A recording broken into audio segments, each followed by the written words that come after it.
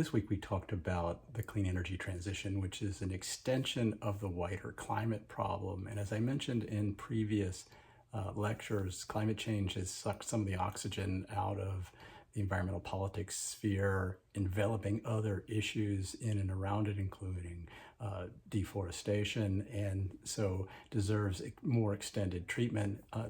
The clean energy transition has some interesting dynamics of its own that are perhaps separate from the wider diplomatic challenges of global climate governance at the interstate level.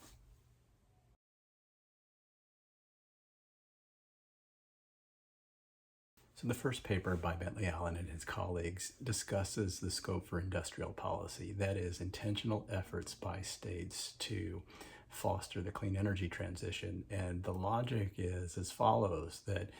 this need for speed for decarbonization means that we cannot wait for the market alone to deliver a zero carbon future, that intentional efforts and government-supported efforts will be necessary to speed the process along to avoid dangerous climate change. And in fact, China's efforts to support changes in its comparative advantage through industrial policy by supporting the solar industry, electric vehicle industry, is now posing a threat to other countries' manufacturing capabilities and requires a response by other states if they themselves want to have domestic manufacturing industries in electric vehicles, solar, and other sectors that China has developed extensive capabilities in. So part of this motivation is the need for speed for decarbonization, and part of it's a response to the China challenge, in which China has deliberately, through a variety of support mechanisms, subsidies and loans and other research and development support, increased its capabilities and now dominates some of those key sectors which are thought to be growth sectors for the global economy in the 21st century.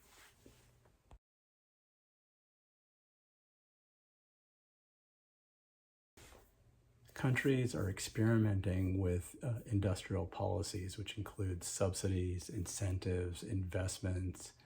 regulations, local content rules, and a variety of other measures to try to encourage and support local industries in clean technologies. That includes measures like the Inflation Reduction Act in the United States. And part of it is motivated by, as I said, this need for speed for the decarbonization challenge. Part of it's a response to the China challenge, but there was also a recognition that to have robust support for the clean energy transition, that these policies would have to be attentive to other needs like equity and employment and other social dimensions of the clean energy transition that might be relevant. And so a number of these policies, like the Inflation Reduction Act, tried to both incentivize the development of these clean technologies, but also encourage local employment, upskilling, manufacturing, and redirection of investment to underserved areas, both rural areas, urban communities, and other marginalized communities in their polities. A major theme of this work is that the clean energy transition is not simply a technological challenge, but it also has major distributional consequences and will lead to contestation between incumbent industries on the one hand and the new industries of the future, as well as other sectors that have classically been impacted by climate change. Those distributional battles are occurring internally within countries between incumbent fossil interests and other actors, but are also happening internationally between countries that are overwhelmingly reliant on fossil fuels and those that may benefit from the clean energy transition. And so the political economy of the clean energy transition internally and internationally has interesting ramifications, and the need for industrial policy runs up against the classic trade paradigm of late 20th century globalization, which favored the free flow of capital and goods between countries with reduction of trade barriers. Here, industrial policy may selectively employ trade barriers to support domestic industry, though it could be a disguised form of protectionism. And so these are some of the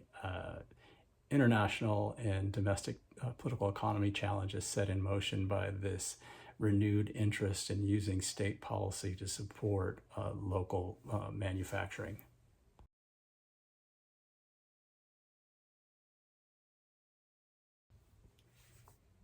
The second piece we read for this week was on the decarbonizable bargain from Kupsak and Nam. And this piece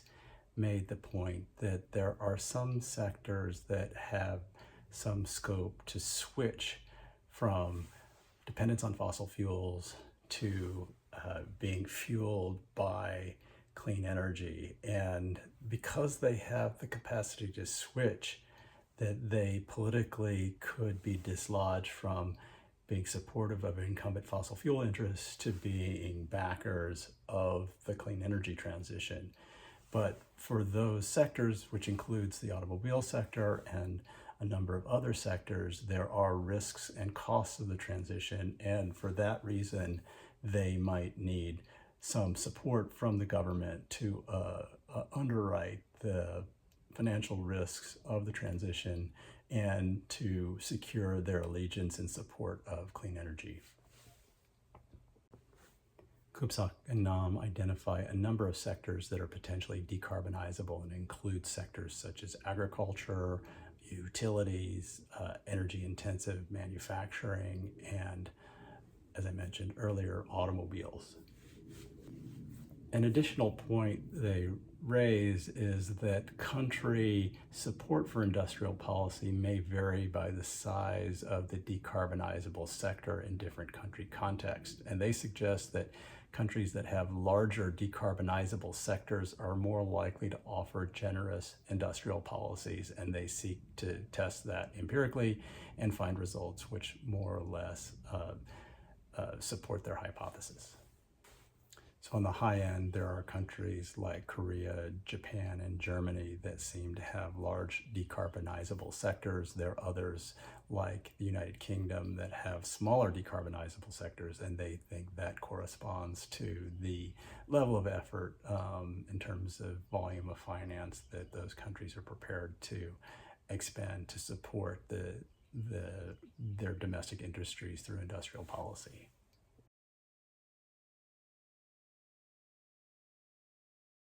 The third piece we read for this week is from Jessica Green's new book, Existential Politics, and it's a successor to a co-authored journal article she wrote with Jeff Colgan and Tom Hale called Asset Revaluation and the Existential Politics of Climate Change. And here, Jessica's argument is that the classic public goods conception of the climate problem as bedeviled by free rider issues is a misunderstanding of the core problem in global climate politics.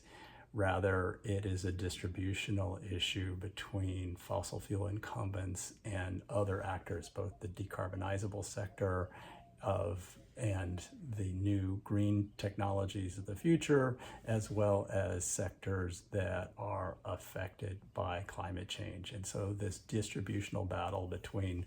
incumbent fossil fuel interests and the rising new clean technologies and sectors affected by climate change is the core battle of our time. And because the fossil fuel incumbents know that action on climate change requires them, by and large, to cease to exist and to be swept aside in favor of clean technologies, that for them it's an existential challenge that they will lobby to the death to resist the decarbonization agenda. And for that reason, that makes the clean energy transition fraught within countries and difficult, particularly for countries that rely on fossil fuels as a large source of their revenue. So that then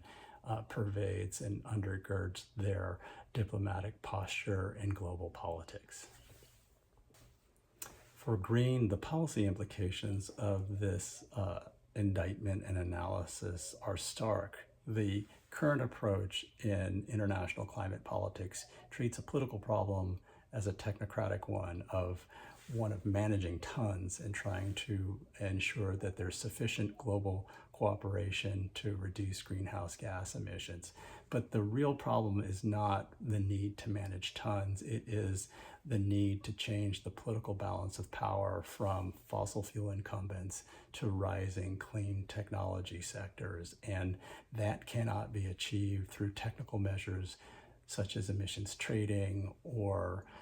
providing carbon credits for carbon sinks such as forests. That is likely a fool's errand and will not be successful in shepherding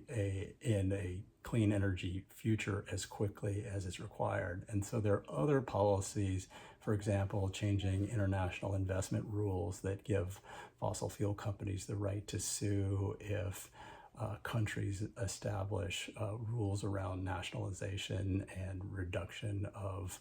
investments in fossil fuels that she thinks are more likely to change that balance of political power from fossil fuel incumbents to the clean energy technologies. Beyond changing investment rules that allow fossil fuel companies to sue for damages for policies that seek to support decarbonization,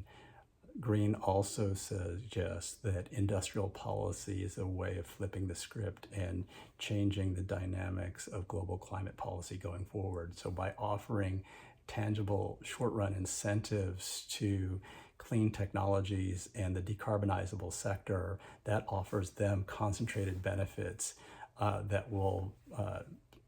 potentially switch their allegiance in support of the clean energy transition while the costs are diffused to the rest of society through taxes. Whereas the current approach, which is based on penalizing fossil fuel incumbents with broad benefits for the rest of society of decarbonization, offers concentrated costs to key sectors and diffuse benefits to the rest of society, leading to asymmetries of mobilization where you have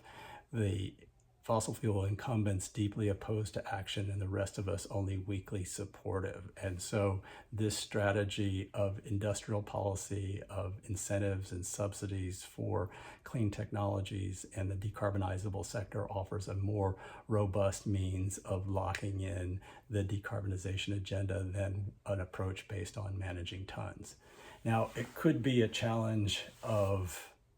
to enact those policies and sustain them and make them coherent and robust over time, as we've seen with the Inflation Reduction Act. But she thinks if those policies can be started and sustained, that they're more likely to yield fruit over the long run than the previous approach of managing tons.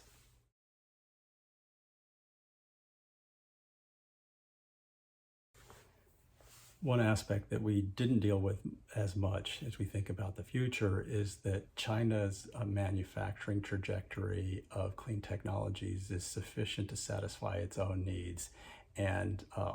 is enough to meet a large proportion of the rest of the world's needs as well. And that creates both opportunities and obstacles for global climate cooperation. In terms of opportunities for countries that do not have large manufacturing sectors, China's investments in clean tech manufacturing have driven down the costs of solar, wind, batteries, electric vehicles in ways that now make those technologies more affordable for everyone else.